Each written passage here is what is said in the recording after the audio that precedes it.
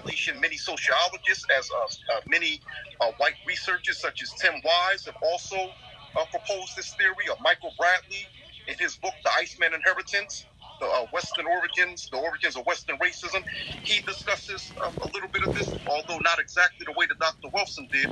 So tonight, we're going to be asking the question and examining, why is it that in an anti-black society that proposes white supremacy myth, why does it seem that black men are always the number one targets? That's what we're going to be discussing tonight. But we're also going to be discussing the way forward. We're going to be examining that.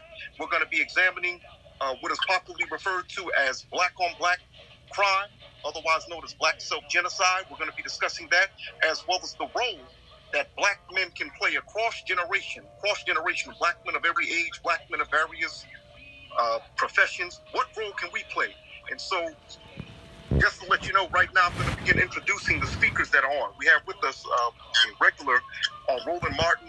Although the brother was already doing stuff on Roland Martin, before Roland Martin, he's been working in the community for quite some time, dealing with outreach, black male outreach.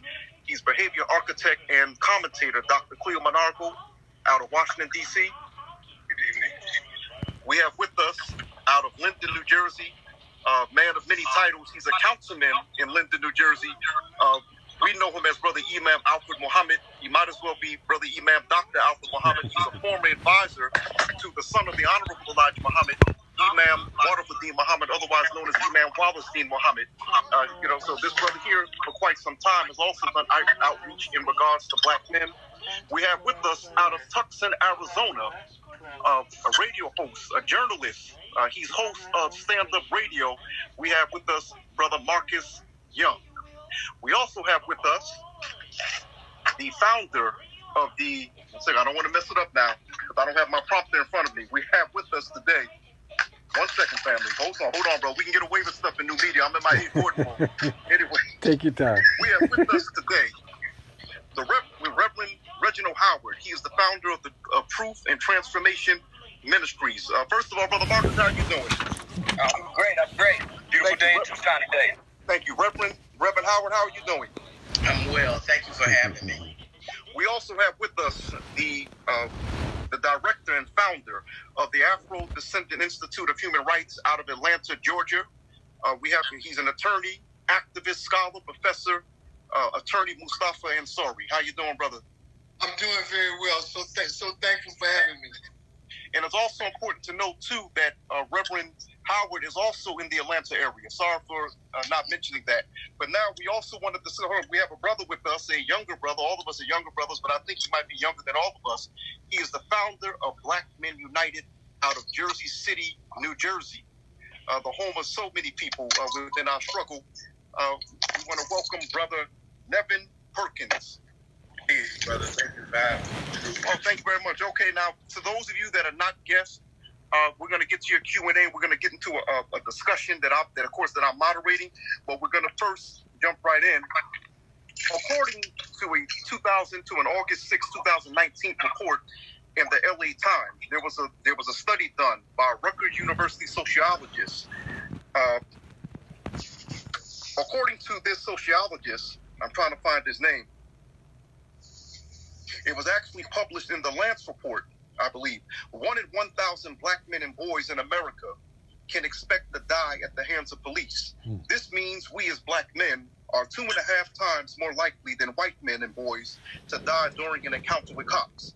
Although the study showed that Latino men and boys, black women and girls, and Native American men and children are also killed by police at a higher rate than their white peers, the vulnerability of black men is still particularly striking. In 2000, now that was according to Rutgers University, a poll that a Rutgers University sociologist did last year, actually less than a year ago. But in 2018, here's where the Lancet journal comes in. Police killings of unarmed black men have impacted the overall mental health of the black community in terms of depression, in terms of anxiety. And so what I'm going to do is I'm going to start with you, Dr. Monargo, you being a behavior expert. Okay, I have to ask this question. Despite, despite us having, our last, we witnessed the election of our first black president, and it seemed that under President Obama, the increase of black men at the hands of white police officers or white vigilantes had increased. And I'm not at all blaming Obama. After all this time, Dr. Manago, why does it seem that in an anti-black racist society, black men are still the number one target? And just to let you know, after he, when he gives his statement, brothers, any one of you can jump in, the panelists, and then we're going to open it to the, I'm still going to moderate, but go ahead, Dr. Manago. It's my perspective, observation that the murder of a black man by the state or by police or white vigilantes did not increase under Barack Obama. It came for videotape with Barack Obama because of smartphone technology.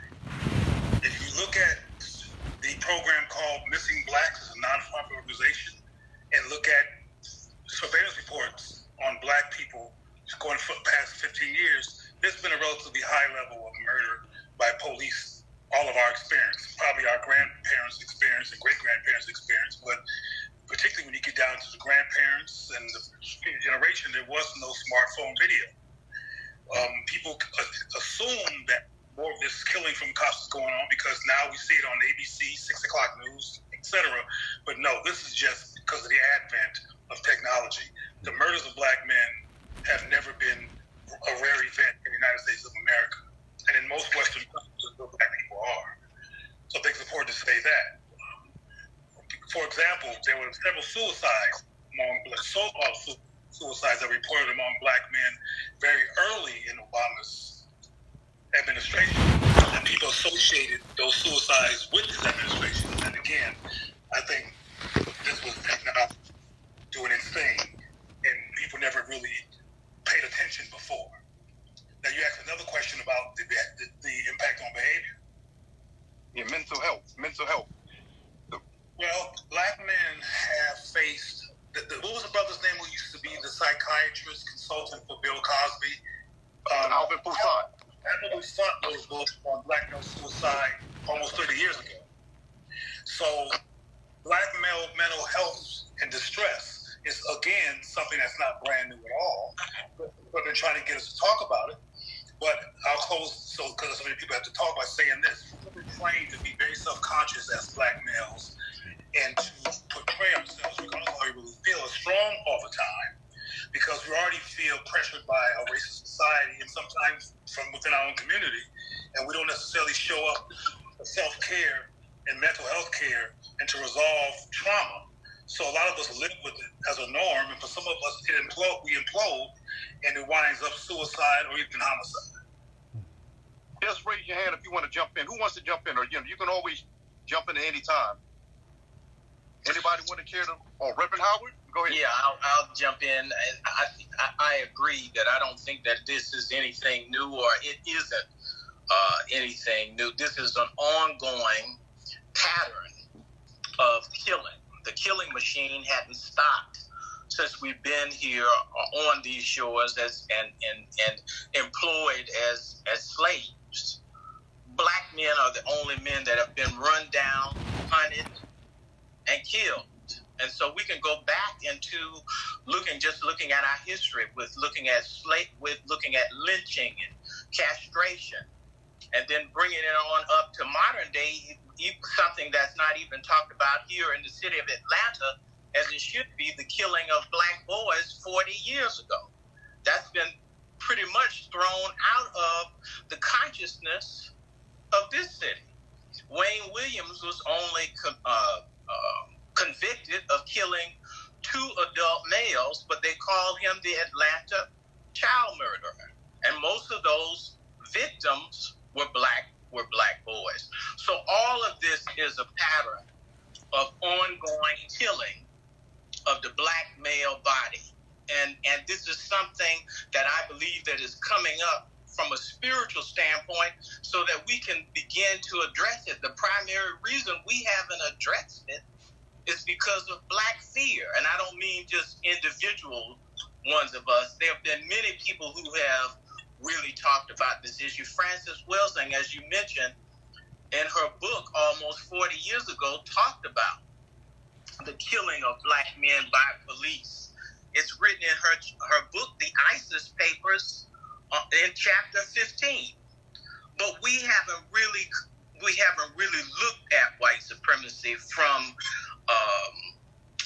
a more analytical situation. We've looked at it more from a moral standpoint, and we're dealing with a group of people who are not viewing it that way.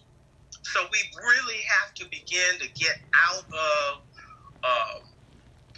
playing footsie around this very serious issue of white supremacy. As Dr. Wilson put out in her book, and Neely Fuller, that white supremacy operates 24 hours a day, 7 days a week, 365 days a year, operating on all areas of people activity, economics, education, entertainment, labor, law, politics, religion, sex, and war. So we're not just dealing with negative attitudes that people have about black people or black men.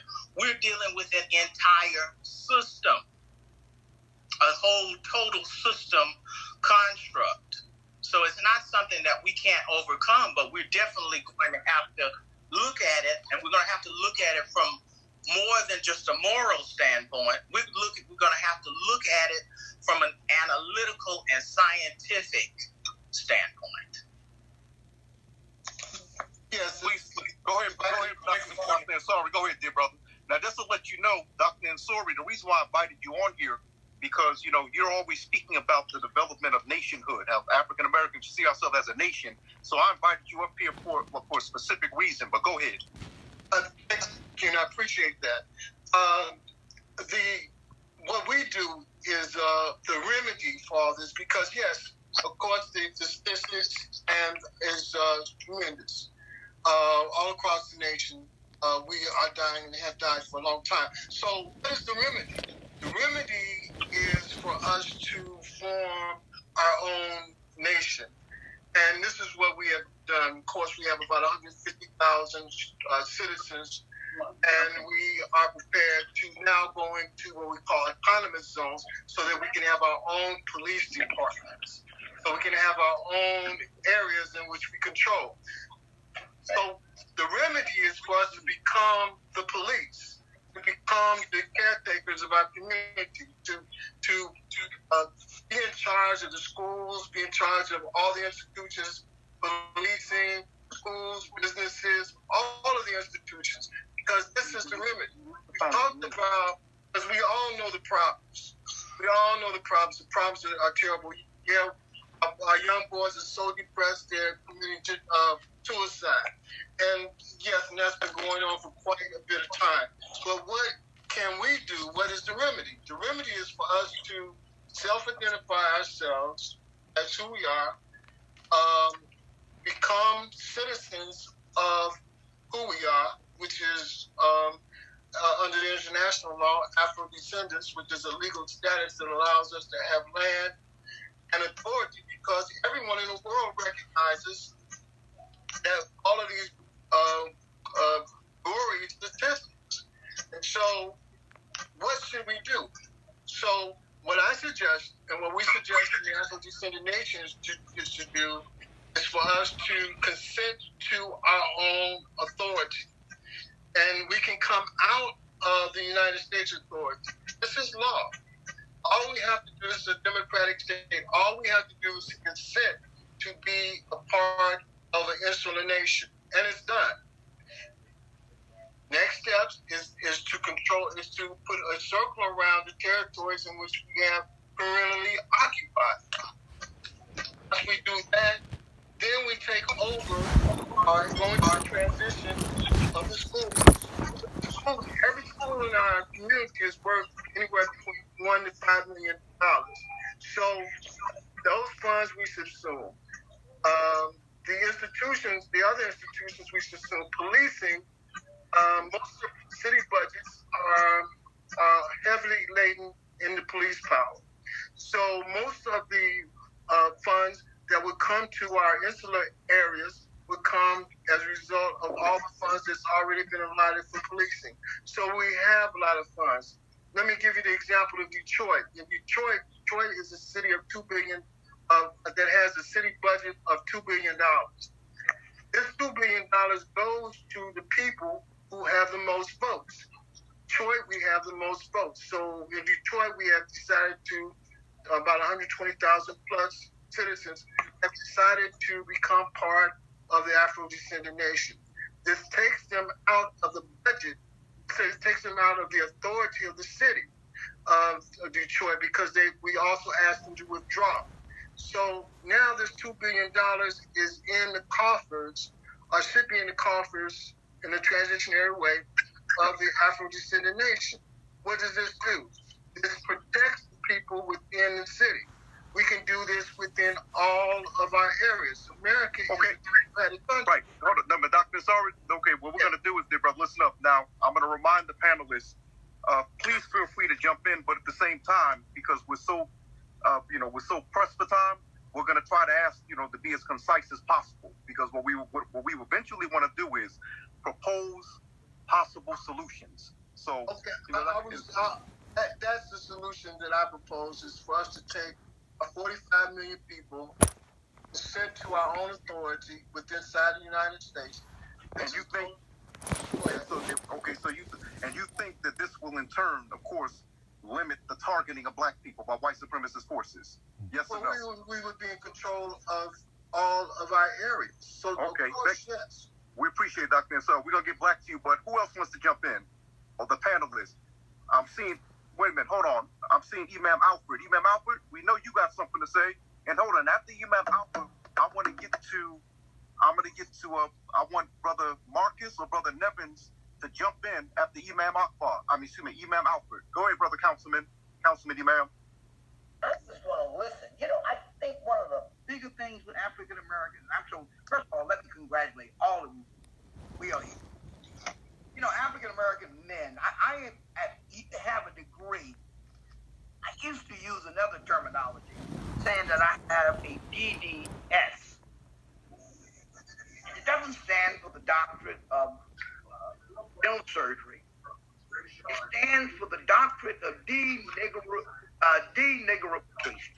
That is, when we came to Plymouth Rock landed upon us, there was a trauma. And what we are in is a trance. Now, Brother Dr. Ansari, an old friend of mine, has the material side of the solution. But the real side of the solution comes when we psychologically claim our minds and accept the damage. I'm from Lynchburg, Virginia. Not my cousin, not my great-great-grandma, my grandmother, Lula Nally, 1862, right outside of Lynchburg, Virginia. Now imagine the trauma that I have put in my genes, been placed in my genes. So the first thing we have to do is throw off those mental shackles. And that's why we have started an urban peace ministry. And we go through exercise. We have to de-brainwash ourselves, deconstruct what has happened. Why is it that a brother see another brother? The average one is ready to kill each other. The average African American boy, and I have 6 boys that range from 48 down. You know what they said to me? Dad, I'm more frightened of another African American. For good reason. Just in with it. Now, guess who came to dinner? Y'all invited Imam Alpha, you invited a very controversial. Now, Brother Man, we're going to ask you, Brother Man, once again, you got to be concise there, brother. I'm gonna bring it right home. Yes, sir. The deconstruction, Dr. Wesley, others understood, of the slave mind starting with myself. This is a transaction by bringing you to as we are doing now. Now, all we have to keep in my mind, what I have undergone, and I appreciate it. Okay, Nevin, I want to hear from you. Then I want to hear from Brother Marcus.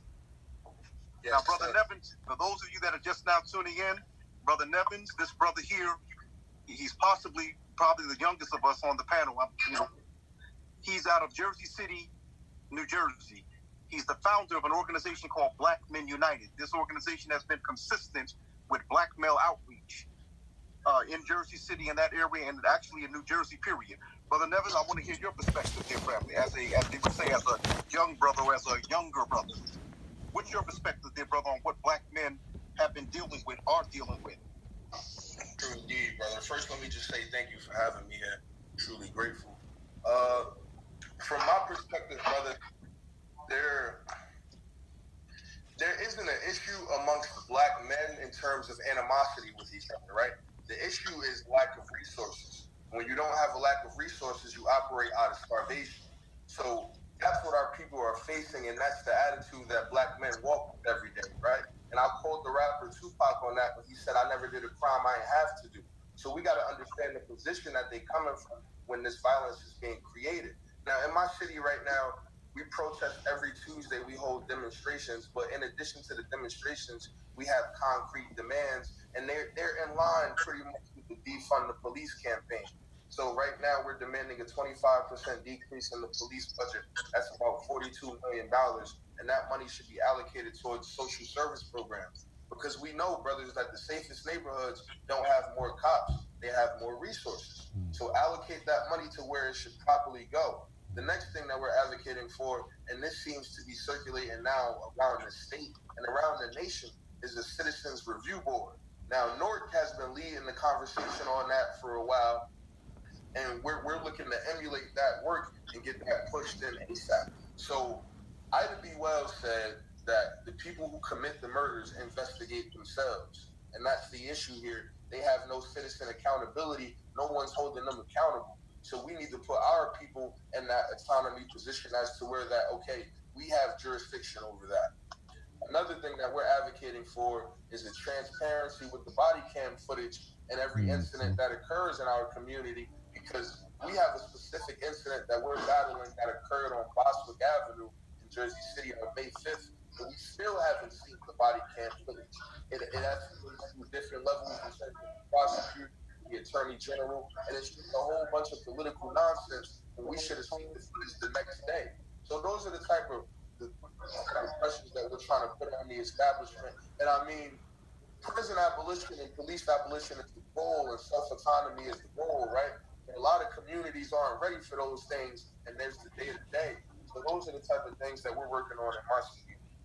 Right. It's amazing you mentioned Ida B. Wells, because here we are dealing with the same thing. You know, as a journalist, as a writer, it's amazing to me whenever I've had to cover these anti-police brutality demonstrations. You know, I'm always thinking about Ida B. Wells. We're dealing with what she had to deal with literally a century ago. But anyway, Brother Marcus, are you with us?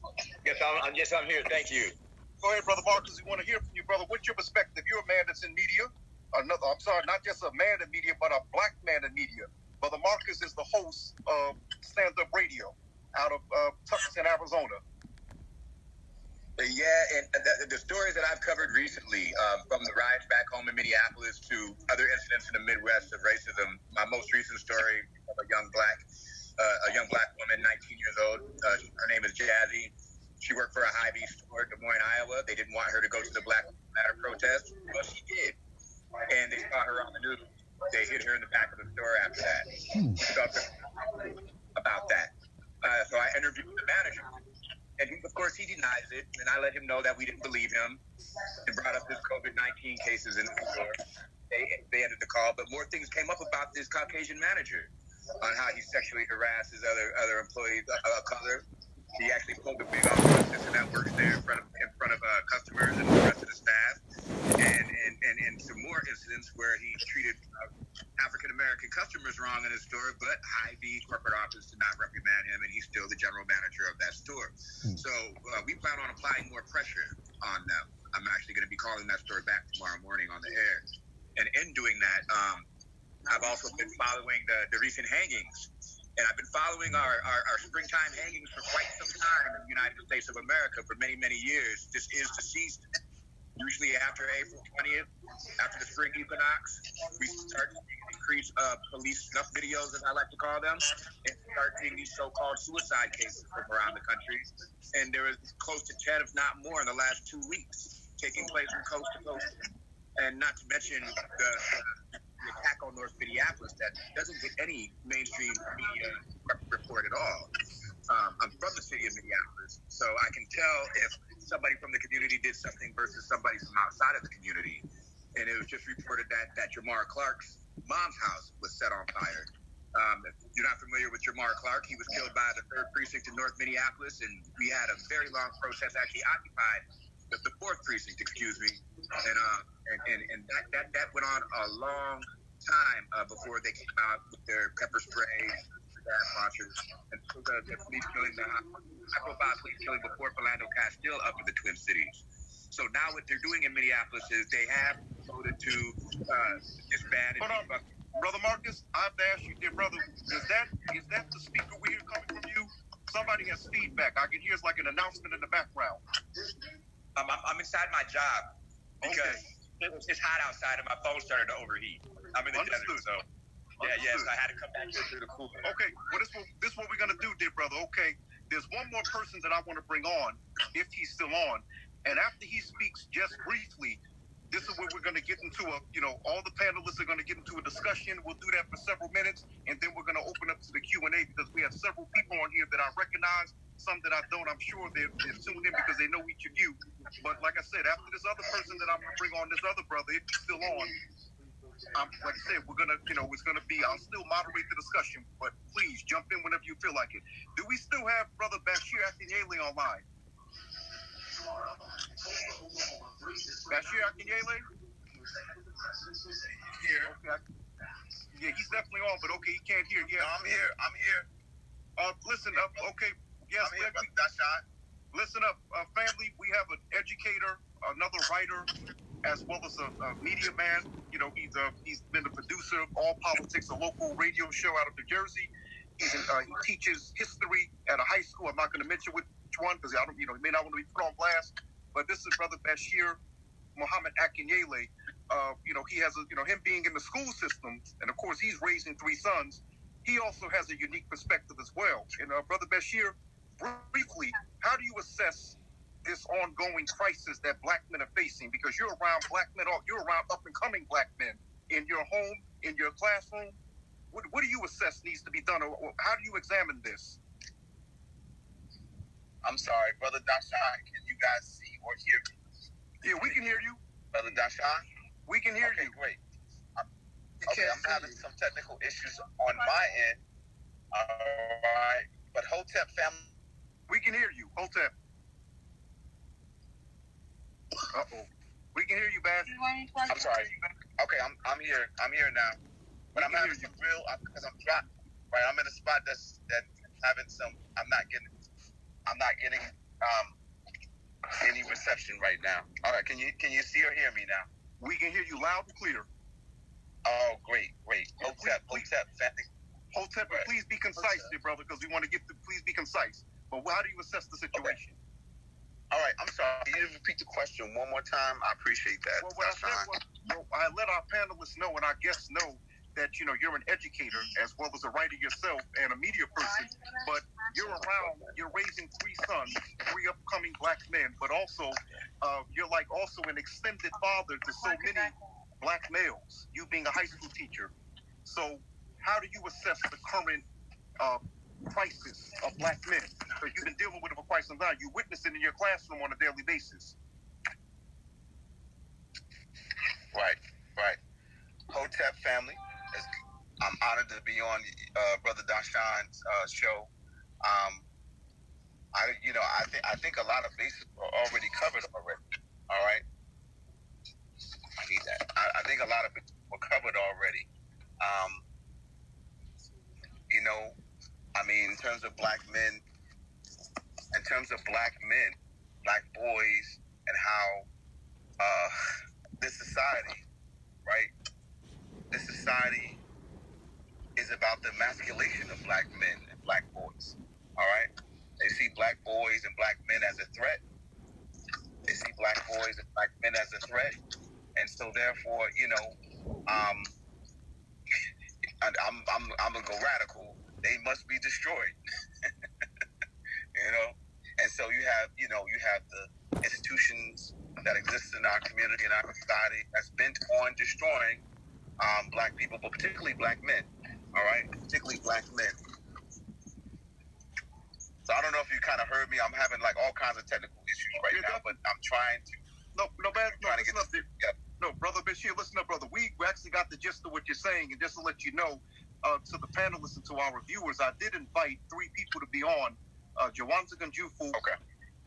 Earl Afari Hutchinson, as well as Tommy Curry. Now, Tommy Curry got back with me, but all 3 of them have wrote books assessing the situation of how black men are targeted in America. But I think we got the gist of what you're saying. So what we're going to do is now we're going to, as they say, we're going to move this right along. And if any of our panelists have anything they'd like to say, we're going to do that for the next several minutes. Please jump in. And then we're going to go to the Q&A. And we're going to, our viewers, our listeners, they're also free. Please submit your questions if you don't want to say anything outright. But go ahead. Who wants to go? Oh, Imam Alfred, go ahead. But once again, I'm going to remind you, all of us, please be concise at the same time. What Dr. Ansari has said, maybe in a little different language, but until we become a people with a set of rules and expectations from each other, a contract with each other, to the other society, yes, we recognize we are threatened. And I'm going to tell you something. I'm going to be straight up honest with you while we're threatened. It's another man's time to rule. Have had a long time to rule.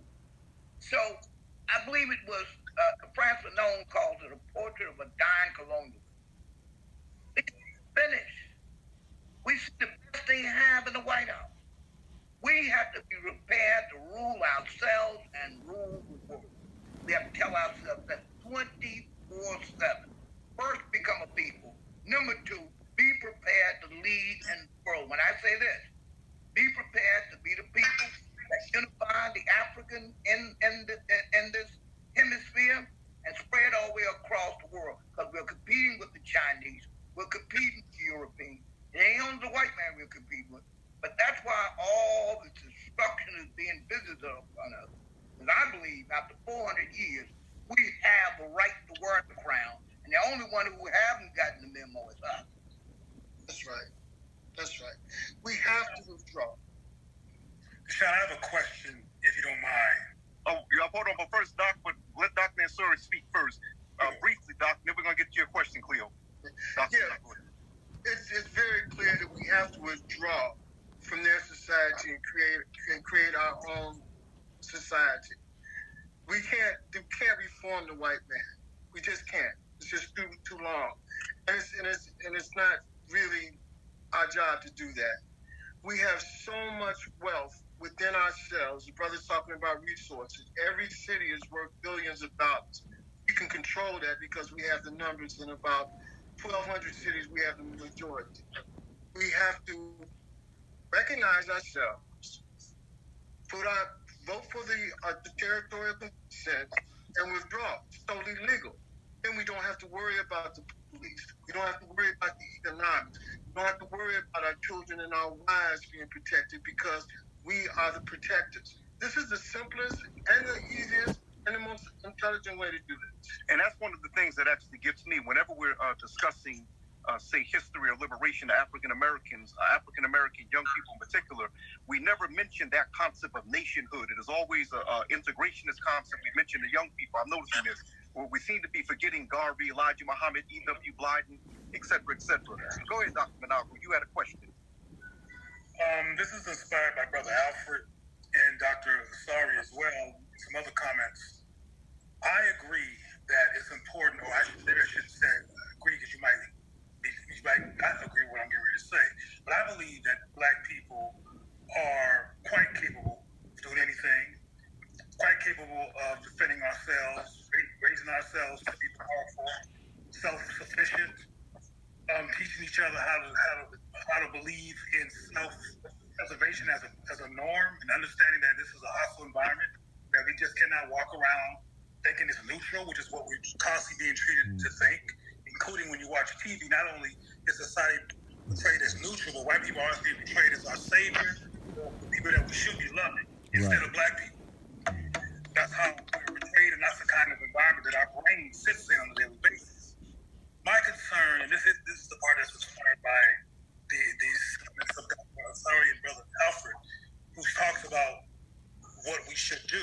take our own land, take our own nation. What are people doing in your life right now to unify Black people? Because unifying Black people has to be a deliberate, intentional phenomenon. It don't happen by recommendation. Very little happens by recommendation, because the recommendation, I mean, just like somebody said, say no to drugs. It didn't work, the recommendation, because recommendations aren't enough. So I want to find out from people here, non-abstract, non-poetic, but applicable solution where we can transform our community to a place where we're actually paying attention to each other and where we agree to have each other's back. Because some of us, while we're talking about Black unity, are splitting each other based on differences. You raised a good point. Go ahead, Dr. Nazari. If I may, there's three things that we can do. Very simply, put out a ballot. The ballot questions is: one, do we recognize ourselves as the people? Yes or no? Yes. Two, do we want to establish our own nation, which is an Afro-descendant nation under the international law? We have been deemed to be Afro-descendant, which means that status gives us the right to the land that we occupy, as well as the authority to rule it. So, two, once we answer that question, then we have a nation. Right now, we have 150,000 citizens, and we have given notice to the United States, to the United Nations. We filed for decolonization to do this. So we have a nation. So all you brothers and sisters that are listening, all you have to do, and it's on our website, is say yes to three questions. And then we have increased ability and the power to take control over the resources of the areas in which we live. Okay, it's a superpower. Okay, but Dr. Nazari, I appreciate what you're saying. But what I want us to do, I want us to, respectfully speaking, Dr. Nazari, I'm going to ask you this question, but then, of course, Imam Alfred wants to jump in. I want you briefly, how is that relevant to what Black men are dealing with on a daily basis, what you just said? How was that help? Pardon me, just to get clear. There's some people Brother Alfred, I'm sure, can answer this as well, because we're in control of ourselves. We are the government. So you're saying we make the rules. So it should just be Black male-led or Black male and woman-led? No, it's Black male and women-led. Some of our best minds, in fact, some of the best people with me, I'm our sisters. I have two great human rights sisters and attorneys that are with that are with that. So no, it's not gender based. It's just us as a people. It's ethnic. It's our ethnicity as Afro descendants. We have a international status already since 2000. Let me just repeat that because we don't get it. We have a status. I'm sorry?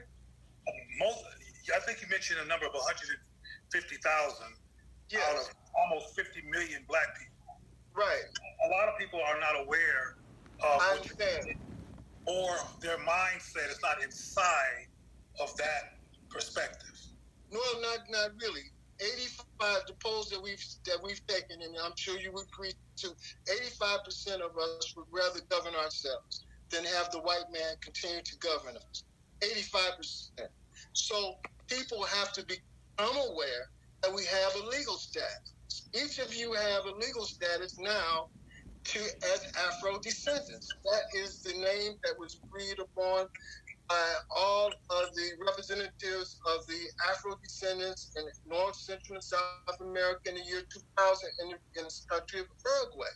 So we have this status. The International Court to recognize our status. And you're right, many of us don't know about it. We have a status. So all we have to do is to take advantage of that status by voting that we consent to the status, because everything operates by consent. Once we consent to the status, then we have the power to control the resources. Now our children don't have to Still, our people don't have to have. We have the money. You live in a superpower. Understood. We're going to get to Imam Councilman Alfred Muhammad out of Linden, New Jersey. By the way, just to remind you, those of you just now tuning in, Imam Alfred for decades has done, just like many of us on here, has done extensive outreach work with black men across America. But go ahead, Imam Alfred. Yes. And in fact, I know Dr. Ansari. We both came up at the University of Stony Island, that is under the Honorable Elijah Muhammad, who was the most successful bringer and gatherer of African American, black men, colored, Negroes, whatever you want to call it. That's what must happen first. No, the men must come first. And I tell you why. Nobody's looking at nobody's woman. I'd ask the men straight up here in Linden to take a pledge. I won't sleep with your wife. I won't raise my hand to you. You know, and I won't steal your money. But first, don't mess with my woman. And that's the code. We'll get people. Then we can have a discussion. You want to know what we can keep on doing? Doing just what we're doing. Nothing starts without an attitude. Nothing starts without a talk. And I'm going to again use the example because I'm a former Nation Islam minister. I've been ministering in several communities, a Baptist preacher. Elijah Muhammad, I would say that Elijah Muhammad gathered men, but we gave out trust. I knew if I stayed in your house, you weren't going to steal anything from me. We have to feel safe with each other. And let me tell you something. When that happens, I have been in groups where we have walked through the police. And so we got this. And men, just study the history of the Nation of Islam in New York. I'm not going to go in and cite all of that factors. But things that happened to us, and we were able to defend ourselves. In fact, I'm going to tell you something. If you know that Ray comes from a strong family, and you've been used to bullying everybody, you ain't going to mess with Ray. And that's the same thing will happen to us. When we got real men, the men, we have to restore what we brought. You know what, Brother Imam, you just brought up something, and I've actually mentioned this before. You're speaking about manhood training programs. There's a brother out of North New Jersey, Brother Kenyatta. He has the STEP program. And Brother Kenyatta, you know him definitely, and I'm quite sure Brother Nevin may know him. Of course, Brother Bashir does. Brother Kenyatta has expressed many times that across America, every African-American community, every African-American institution should have a manhood training program. Of course, a womanhood training program. Right now, we're focusing on black men. A black male training program. But here's the thing that gets me, okay? And I've spoken with Cleo about this many times. We've seen that over the past 8 years, every time a black man is shot, every time a black man is killed by white police officers, the protests always evolve into anti-black male hostility. Okay, yes, we have to deal with the killings of black men, but at the same time, we have to deal with the homophobia and the transphobia of black men, this, that, and the third. We have to deal with the sexism of black men. This is the thing that gets me, and I want you all to jump in, please, about what I'm trying to say. Why is it that black men are always getting trashed for being sexist, for being homophobic, transphobic, misogynistic? But then, when we set up programs to mentor black men to keep from being that, we get jumped on for being sexist. And still, can I answer that? Yes. Because our open enemy knows when the man stands up, particularly the man whose head can't breathe, and a foot on his neck, when that energy of getting that foot off his neck, that knee off his neck rises up, everything in the jungle gonna have to shut up and comply. So yes, it first starts with the man. Everybody knows that if there's man is oppressed, you got the society. That's all warfare. You go in, you destroy the men, all the men. So we got to get our men together first. And we started right here today. A group of brothers coming together, working together. We have different philosophies.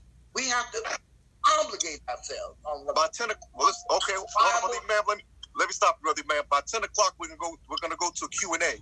Yes, but Cleo, I have to ask you this question, please, dear brother. We've spoken about this before. Already, we've seen over the past, over 2 weeks now, with these protests, they seem to have devolved once again into anti-black male hostility. At first, these protests were held in honor of black men, but we have the once again, it was reported we have a theme instead of a theme of all Black Lives Matter. We see the theme all Black Lives Matter, and that is a response to what many are saying is homophobia, transphobia, sexism on the part of Black men. How is it that these protests always devolve into anti-Black male sentiment? I mean, are Black men really as evil as people within our community love to say that we are? There's certain people within our community that seem to have this anti-Black male sentiment. Well, early on in this conversation, and I hope I don't get into somebody's feathers or ruffle any feathers by saying this. Early in this conversation, I mentioned how I personally believe that we should unify, that we should normalize the practice of self-preservation. What I say all the time is that we need to learn to love ourselves in our own image, and we need to learn to normalize those considerations between ourselves as a people. But we are, in too many cases, divided or confused or apprehensive about the idea of coming together. We second guess that idea. And we also are trained to not critically analyze where we live, but to assume that it's neutral. Or that when things go wrong, God works in mysterious ways, as opposed to us standing up and deflecting the attacks against us. Now, how that's relevant to your question is that, first of all, and you already know this, Doshon, we don't control the press. So the press does what it wants to do, no matter how it starts off. It might start off because George Floyd was murdered on tape, and that's such a ridiculous thing that people react to. The press will play into that because it becomes sensationalized. But the press, which is ran by white folks and people who don't care about Black people, don't care about Black people. Then you have the white gay community that have always taken every opportunity that it can take to put itself center stage.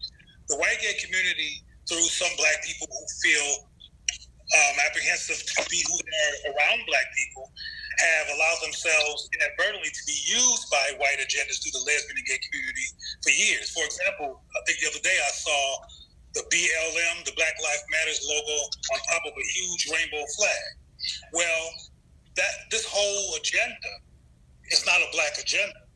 It's a white agenda taking advantage of Black disunity, taking advantage of Black people who are not really unified and who are, in some cases, divided around issues of sexuality and gender demands. Like there's Black people who are mad at Black people who don't act like a man should act, and mad at Black women who don't act like a woman should act. And there's Black people whose feelings are hurt or who feel attacked. For example, whenever there's a trans person being attacked, it becomes the biggest thing that ever happened. Like we had 30 trans people being attacked, and there's 4,000 Black people who are not trans being attacked. But the media helps with the white gay community's machine to blow up those 23 people as if it's the biggest thing that ever happened.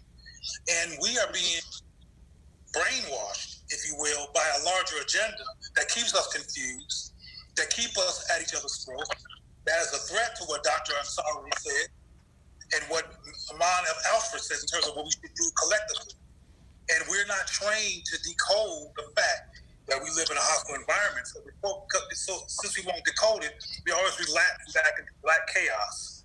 Even when somebody gives an idea like Dr. Ansari about coming together, becoming a nation state, being with each other.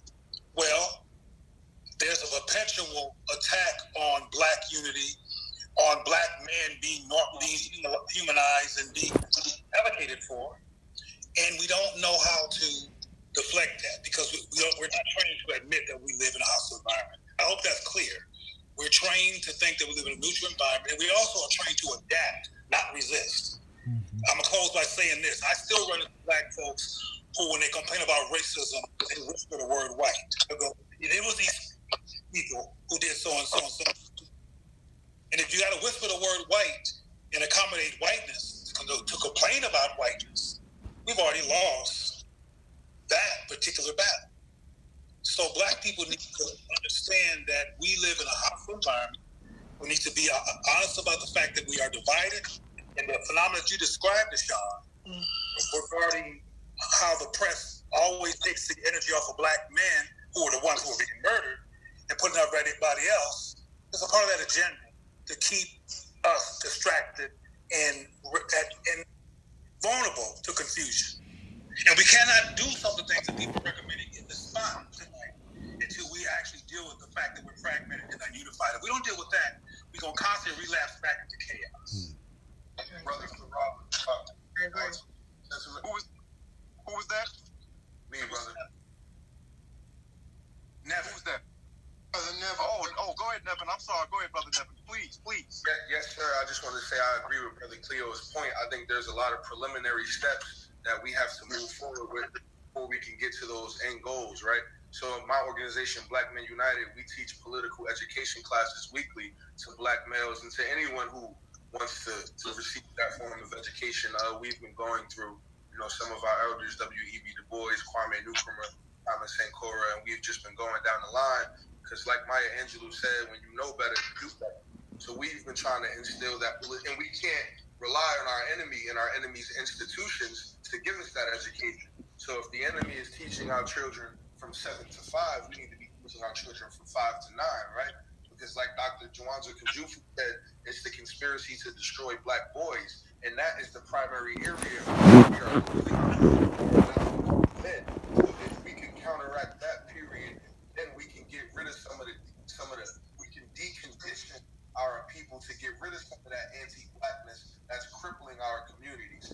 I also think it's about being able to articulate who the oppressor is, and like the brothers again, being able to understand that this is a war. We need to begin to move strategically under that type of system, and just to get away from docile behavior and actions. So I think a lot of this division is being infiltrated by the powers that be and how they're infiltrating it, because we're coming across as docile. So we can take the Black Lives Matter movement, for instance, and what that means. Who are we articulating to as a people that our lives matter? We know our lives matter.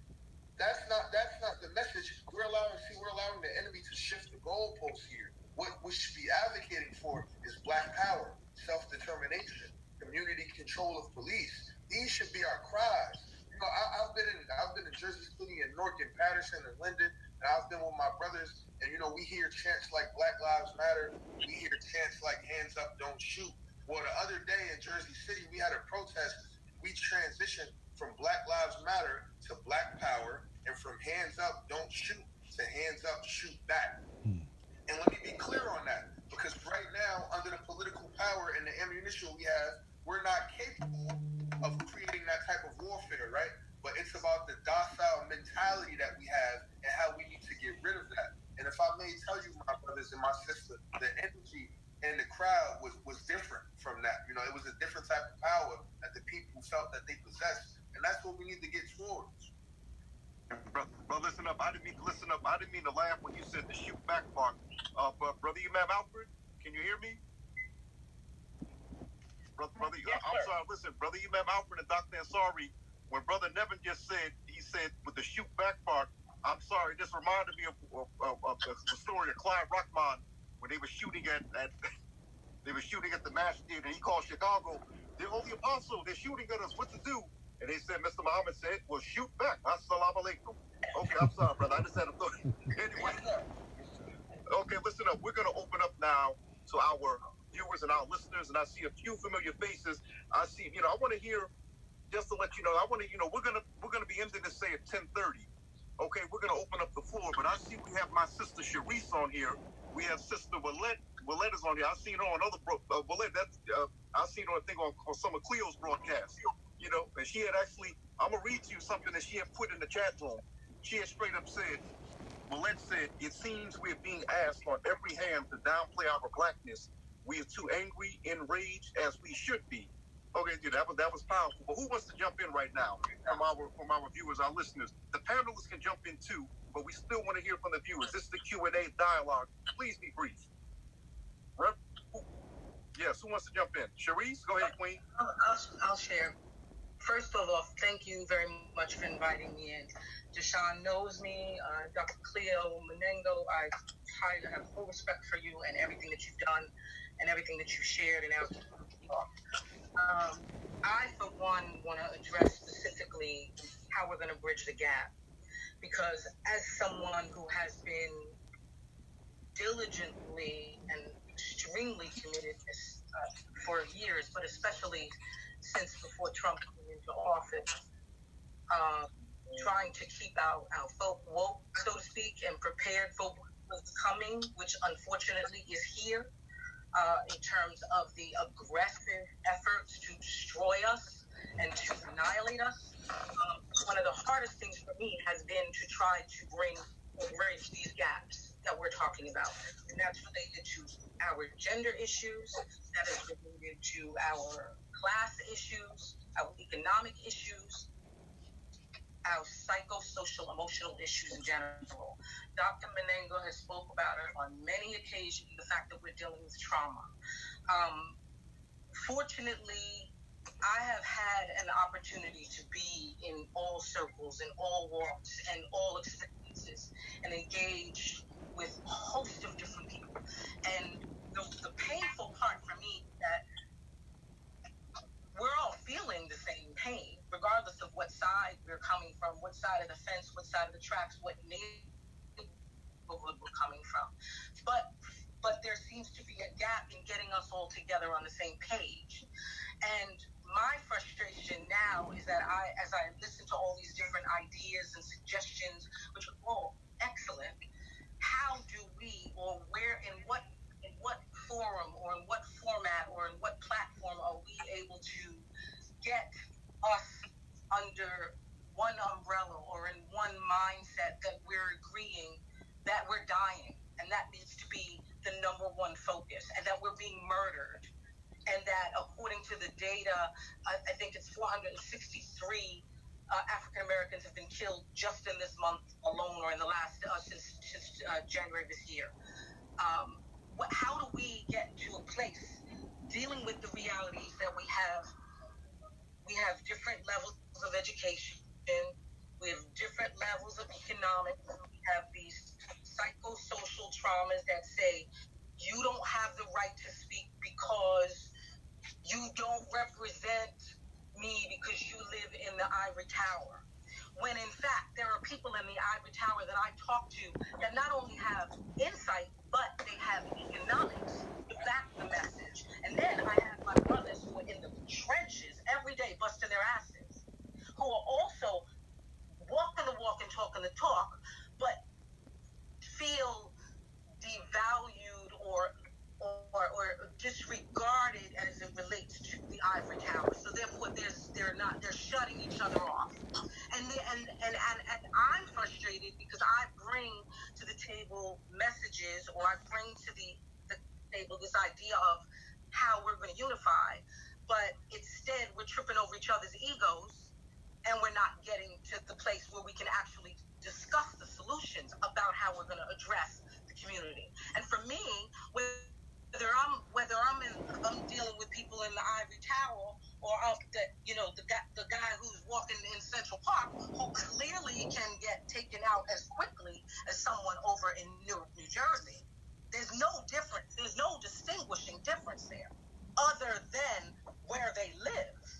So my question is to my brothers: where do we get, or how do we get to a place where we are going to just focus on the reality that we have a leader, as I've said before, in every single block, but every single leader is working within the confines of their own block, and we are not building an army. We are independent soldiers trying to make movement and change and wake each other up, but we're not building an army. And I appreciate all of these amazing organizations that are being formed, and I appreciate all the efforts, but we're still all functioning in these silos, in these little vacuums. And I'm frustrated about that. So anyone who has suggestions for me, by all means, I'm welcome. I'm open to it. Sister, we have already said that. We nationalize. It's very simple. We are a confederation. I'm sorry? But how do we nationalize if we can't even get past the dialogue? Sister, listen. All we have to do is agree. One thing is all of us check whether or not we want to be one people. If everybody on this panel says we want to be one people, say yes. Number two, do we want to establish ourselves as a nation? Yes or no? Yes, that makes us a nation. That just in and of itself, just answering those two questions makes us a nation. Do we want to be a member of the African Pacific Federation? 3. That's it. That's the legal stuff. We are too scattered. That's it. Dr. Sar, hold on 1 second. Dear brother, hold on. Cleo, please be brief. Imam Alfred has his hands up. Go ahead, Cleo, be brief. Then we're gonna get the Imam Alfred. Go ahead. At least simultaneously what you're saying, and this is part of this is what Sharice is saying.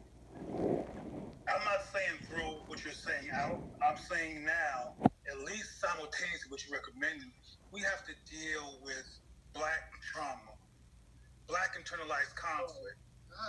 Black people do that inside of a nation. We do that inside of a nation. Once we are nationalized, now let him make his point. Then we have the Department of Health. The Department of Health deals with our trauma.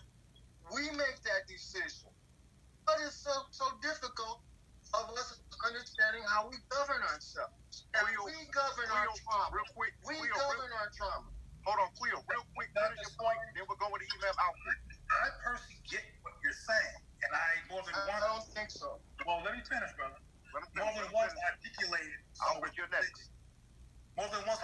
some of you said about nation building, and I'm pretty clear. I've never been high or drunk in my entire life. I've been fully sober and present my whole life, including at this very moment. I've been listening to you attentively. Every time you talk, I listen, and I've heard your words, and I get it.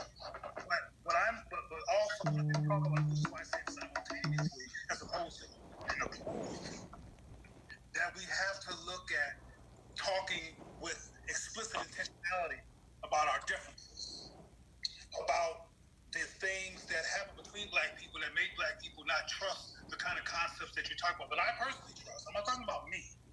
I'm talking about what I see and observe as a behavioral health focused person. That there's a lot of us who are wounded, who are second guessing the value of Black people, who are suffering from chronic levels of internalized white supremacy, and hardly any type of dialogue is created to unlearn and unpack that. We go right to some type of solution paradigm, which we've been hearing solution paradigms all of my life, but we relapse back into chaos because we don't deal with the behavioral challenges and the self-destructive challenges that Black people don't deal with enough to resolve. So we have all this great advice in the midst of emotional and self-conceptual chaos that sometimes are brilliant directives, but the community is too confused to take advantage of it. And the last thing I'm going to say is that we don't have to be confused. There are solutions to confusion.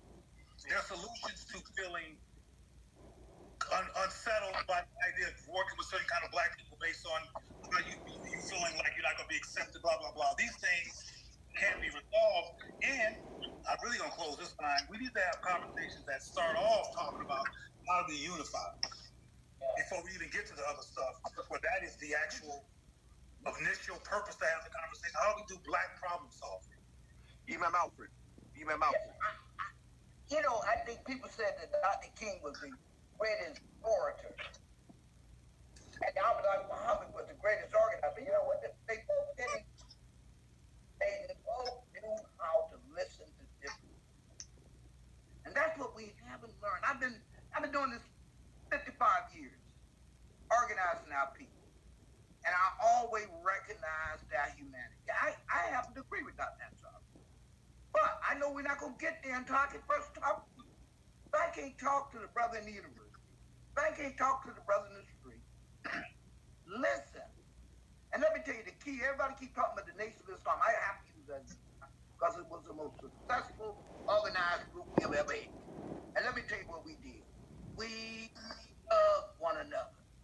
If you needed something, I went to Chicago and I needed a place to stay, I knew I was safe. Until, just like that sister said, until we can learn to tolerate each other. A nation consists of all kinds.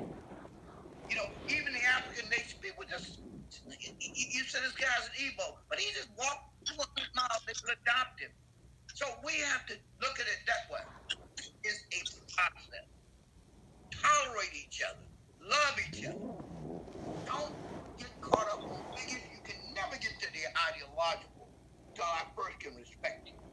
I mean, Bob Law used to say it all the time. I don't know whether he really meant it or not. I respect you, Brother Bob, but I think we have to say that and mean it.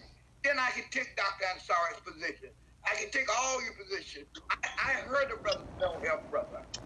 Brother Doshon knows I learned to tolerate him, but I don't agree with you on all that stuff. But I know he know I ain't gonna cut him off, and that's what we have to do. We're never gonna get in place until we're able to persuade each other. It's not that simple. This process didn't start yesterday. It's a 400-year process of unlearning. We'll get to the promised land. Anyone else want to chime in? This what I have to. Okay, this is the question that I. Yeah. I want to chime in. Who's saying that? Who's there? Yeah. Oh, go ahead, Tim. I'm sorry, I came in late. I've been thinking about this question of black people and black nationalism and what happens for many years. And this recent event has gotten me to the point now I believe we should change the tone of our conversation when we talk to one another. I believe we need to start the lay foundation for independent black political party. And I think we need to include the Republicans in that.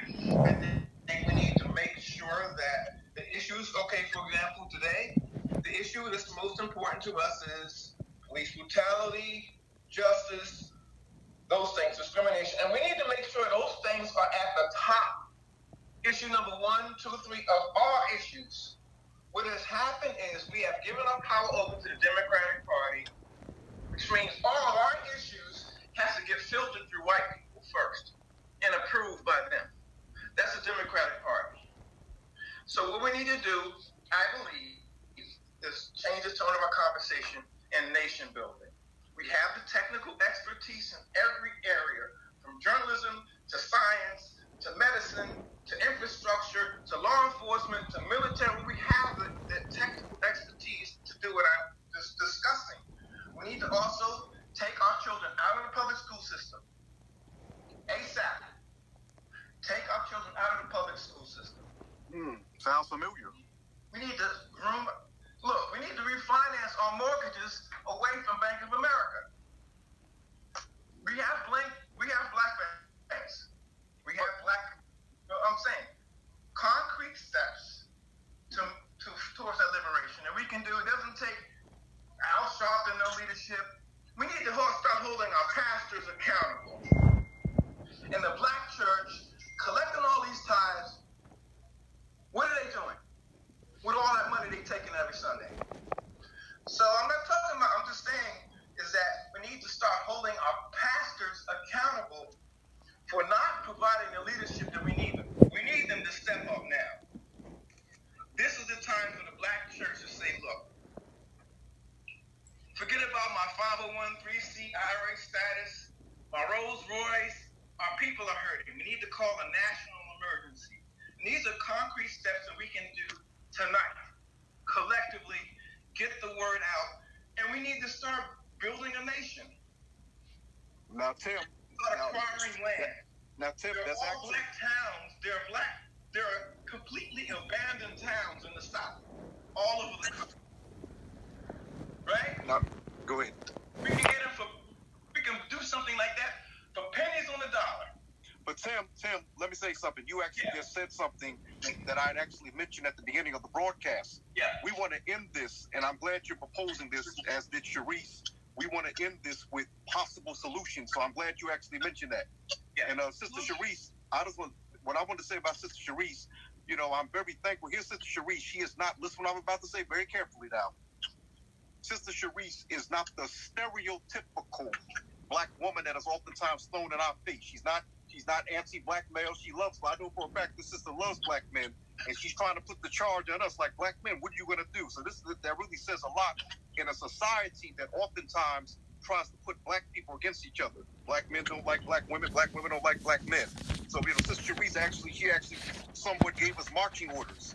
So that's what we want to end this broadcast around. Does anyone else have anything that they want to add? Brother Tim, what you said was powerful. You were actually right in line with Brother Ansori, what you just said, because what he's explaining now. See, we're discussing, this crisis that black men have been going through. Black people in particular, I should say black people, period, but black men in particular have been going through for the past several centuries. And Dr. Ansori is saying is that all that can be alleviated if once we become a nation, nationhood status. And also, just for those of you on here that might be new to that concept, Dr. Ansori is not the only one that has proposed this. This is a very old concept. We've had various leaders, Elijah Muhammad, Garvey, some of the freedmen societies have proposed that. We had the provisional government of the Republic of New Africa. They proposed it. So this is not a new concept. And oftentimes, whenever we're speaking to African Americans, African American young people specifically, we never, as I said earlier in the broadcast, we never mentioned the concept of nationhood. As always, integration, Martin Luther King, little black boys, little white girls. That's all we mentioned. Anyone else have anything to add? Go ahead. I had a question. Who? Sharice? Who has a question? Who is that? Go ahead, Sharice. Then we're going to get to Cleo. Sharice, you still with us? Yeah, I just had a question. I've said, I'm still here. Yes. I'm still here. I have said to every single one of my listeners, we are all correct. Every single one of us is correct. Every single one of us has a valid point having our own nation. But come to an agreement on whether or not we're sending a message out to our people across the nation on whether or not we're going to vote in November. I'm worried. And I'm keeping it real. And I can have my own opinion about it. But the question still remains, if we are even stuck on that in the middle of us being hung and murdered across this country, if we are struggling with just that question, I'm speaking on behalf of what I see and observe in the discussions and debates and things that are coming from all walks. So my question is, what is the message? What are the 3 key points that we are going to unify on and get out there, along with the unanimous agreement that this brutality and these police have to go? What else are the 3 points? Because I'm frustrated because I'm reading messages should be that that are going to get us through November 2020 and get us back in some kind of stability where we can build everything else that we're talking about. Sister, one more time. Let me just say this. 3 points. We recognize ourselves as one tribe. That's one. We say yes. Once we do that, then we are one tribe. It's as simple as that. That's international law. I'm an international lawyer. I'm a member of the International Bar. I'm telling you the rules. All we have to say, we're members in writing. We're members of one tribe. Second question, that we withdraw as members of this tribe from the United States into our own nation. Yes, and sir. It's done. That's it. It's nothing more complicated than that. Are we, with 150,000 strong now, are we doing that in November or after this election? November has nothing to do with that. That's our nation. That's the white people's nation. No, it has everything to do with the it. Republican. The reality is that if I have a choice between, the reality is with both of these SOBs in office. Oh my God! We don't have to worry about them, sister. We negotiate with them. Once we become a nation, we negotiate with them. So we have to separate yourself and your mind from this nation. Functional, damaging, violent. Hey, family. My question though is, as a mother with a black son, okay, who has a president right now who is telling every one of his allies to go out and murder my son and everyone that looks like him. Yeah. I have to ask my brothers, do you want me to tell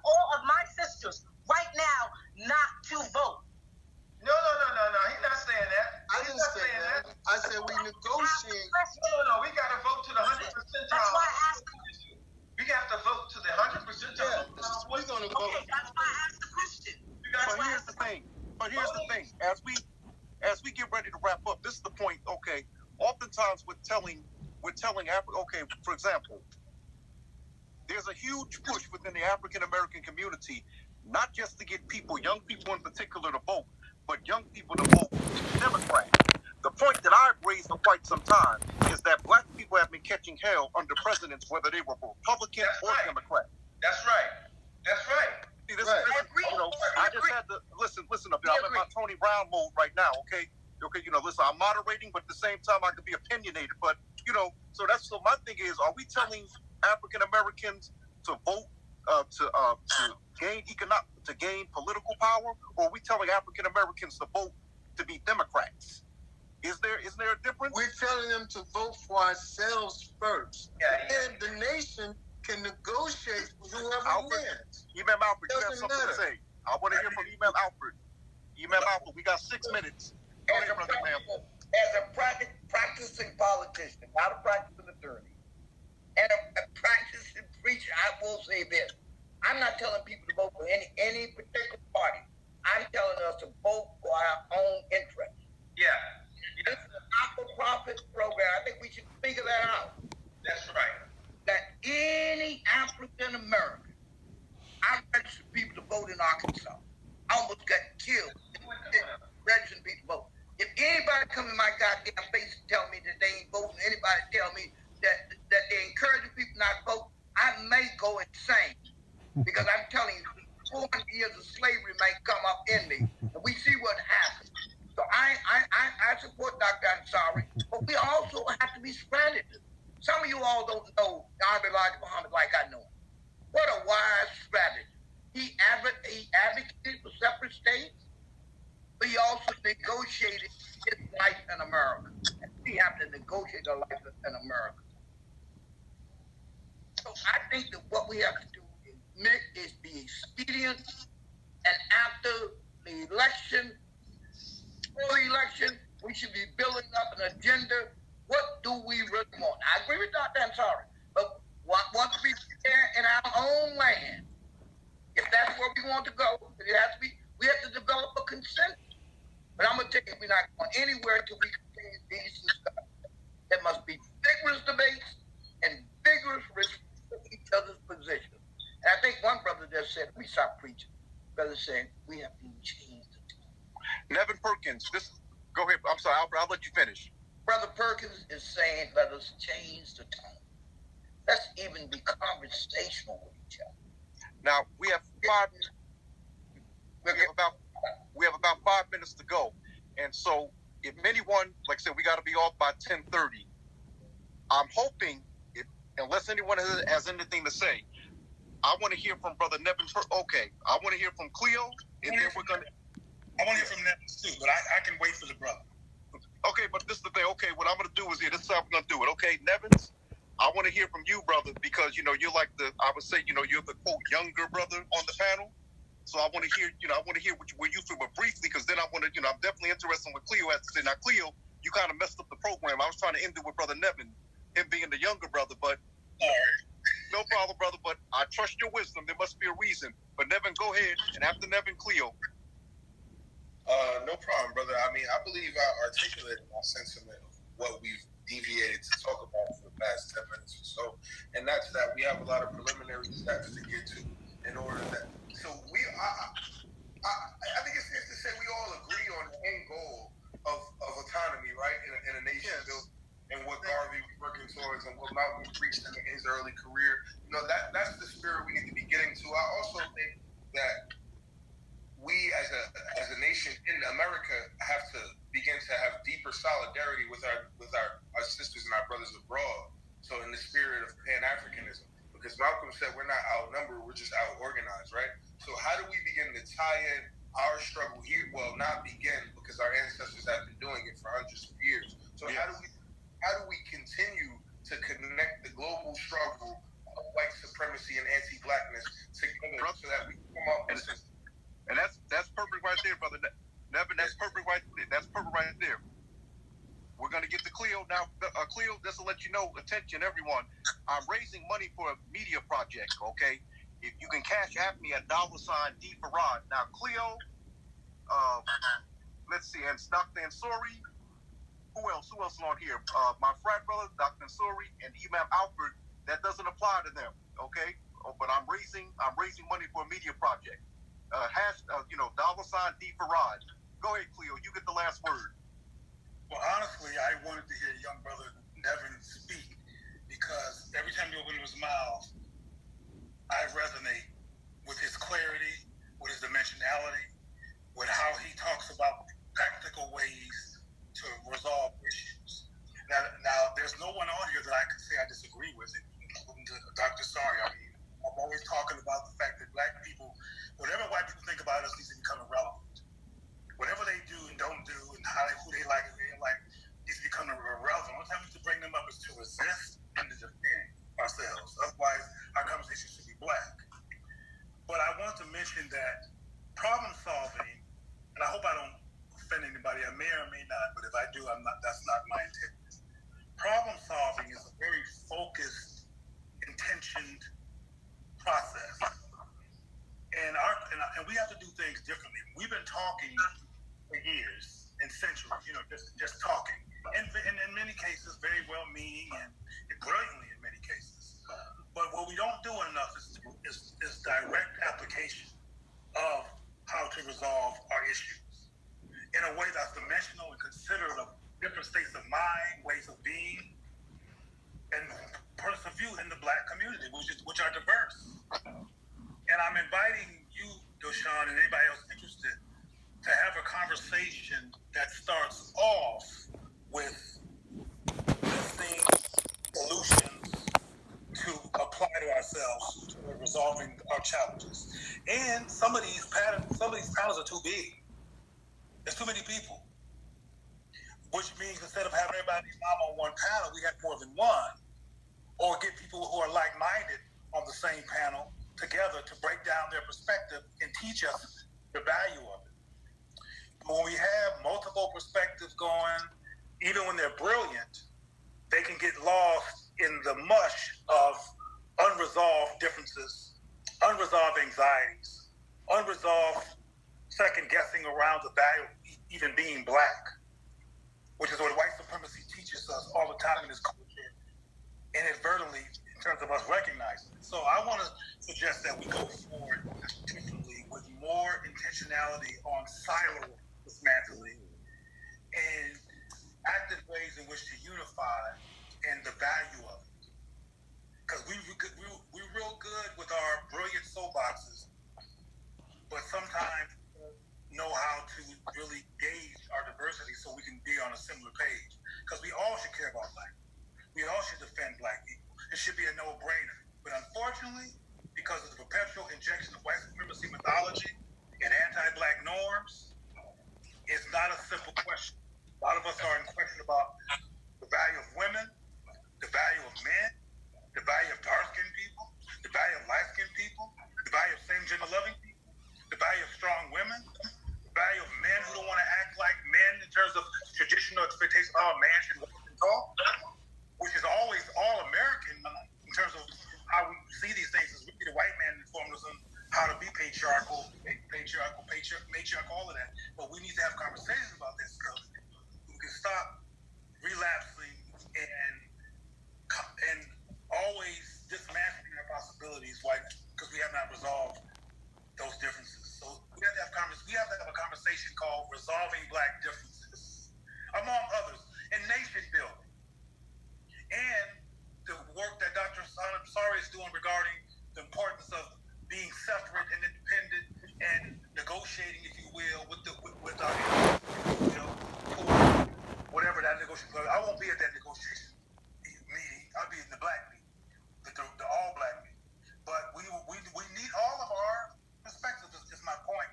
And I'll end this tangent by saying we have to have more strategic, intentional conversations about problem solving across the businesses.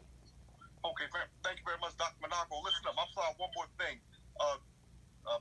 Brother Reverend Howard, you also don't have to donate either, brother. I was supposed to mention you, brother. You don't have to donate to the campaign. And wow, with this thing all this time, you have to forgive me, Reverend Howard. I had no idea that you knew Charles I. Brown. You never told me that, dear brother. No, I didn't. You never told me that. Shame on you, brother. Anyway, okay, family, listen up. To all of you who I just wanted to let you know I paid my dues, brother. I sent something up. Oh, brother, I appreciate it. I know, brother, it popped up on the screen, brother. You ain't got to, I was about to thank you, brother. You kind of interrupted, brother. Thank you, brother. Pardon me, brother. No, bro, I'm being funny. But anyway, listen up. Thank you very much for the various perspectives. I respect all of you on here. I love all of you on here. Thank you very much. I come in that tradition that I try to come in that Gil Noble, Tony Brown tradition of having these very prolific discussions, and I try to ask the questions and delve into the subjects that I feel that my colleagues aren't doing. But I thank you very much for joining me. I'll be in touch with all of you very soon. Doshon Farad, yourblackworld.com, my show Right and Exact. If you need to contact me, DoshonFarad@gmail.com. And my campaign that I'm raising money for, the media campaign, that's $D Farad, Cash App. Family, thank you very much. Hotep, assalamu alaikum, peace, shalom. Thank you. And all the other black greetings. Thank you very much. See you again soon. Right. Take care. Be safe. Thank you. Yes, and Reverend Howard Gomald. Thanks for the invite. Thank you, brother. JPA barely thing. Ain't say a word. Thank you, brother. I'm out. Hey, good. Nice meeting y'all. You too.